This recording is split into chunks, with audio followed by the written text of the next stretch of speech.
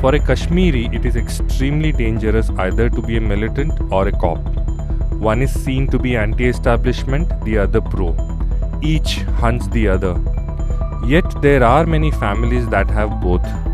I once had the chance to interview a Kashmiri cop who I asked, if you know a member of your family is part of the militancy and if they know you are a cop, how is it that both of you don't shoot each other? He said such families follow some simple unstated rules.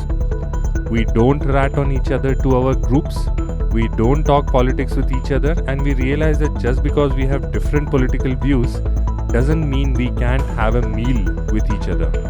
In a few days, the largest, the strangest and the most divisive exercise in democracy ever, that is India's general elections 2019, would be over, and we will know which coalition will come to power. If you roamed around the country during the elections keeping your ears to the ground, you would have heard tremors of a nation divided, at war with itself, as if devouring itself from the inside like cancer. Brother was after brother, mothers and daughters, fathers and sons stopped talking. Best friends broke up violently, couples were headed for divorce, and dinner tables or family get-togethers saw scenes of social bloodbath, and all these just for having opposing political views. But here's the truth. Elections and politicians, like the weather, will come and go. No matter how insufferable, we won't have to suffer them forever.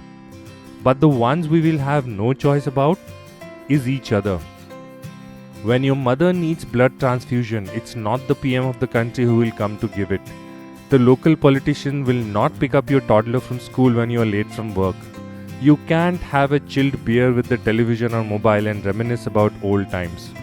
When you are depressed, it's not your chief minister who will come and hug you through the night. When your father suddenly suffers a stroke while you are out of town, it won't be the perennially screaming party spokesperson who will rush him to the hospital in an ambulance. But you know who will do it?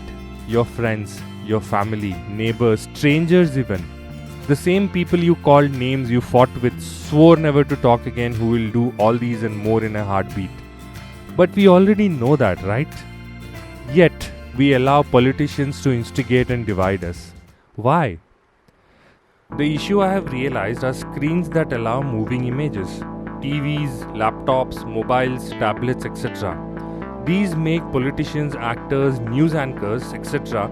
seem closer to us than our own friends and family. We don't listen to our own near and dear ones as much as we listen to these bunch of self-aggrandizing liars. Hence, these people who we have never met seem closer and more relatable than our own friends and family. This is an illusion that we must fight. Like on a rear view mirror, maybe television mobiles should come with permanent safety warnings imprinted on their screens. Objects in this black mirror are way further than they appear. So here's my request to you all. Whosoever wins in a few days, please ensure all of us are not the losers. Please ensure that tolerance is the lowest ideal we strive for, the highest being love and fraternity. Please remember that a nation is a living, breathing entity, that a nation is foremost its people, and that every single one of its citizens has the right to live under it, no matter what their political leanings, religion, caste, gender, etc. Please remember that injustice to any single Indian anywhere is a threat to justice for every single one of us everywhere. Please remember that your parent, your sibling, your child, your friend is more important than any politician sitting in Delhi or your state's capital. And most importantly, please remember that no matter which party comes to power, we will have growth and development in the nation only if we do one extremely simple thing. Hold every politician accountable for every single day that we are in power. And no matter whatever differences otherwise, this is one thing we must all unite towards. But if all else fails and we cannot get back to how we were with one another before this election, let us at least follow the simple rules of the Kashmiri cop. Don't snitch on each other. Don't talk politics with each other if you can't handle it.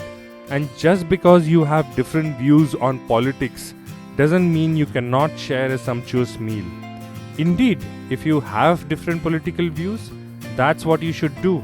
Get together and prepare and share a tasty, sumptuous meal. Thank you for watching, and if you like this video, please share, and subscribe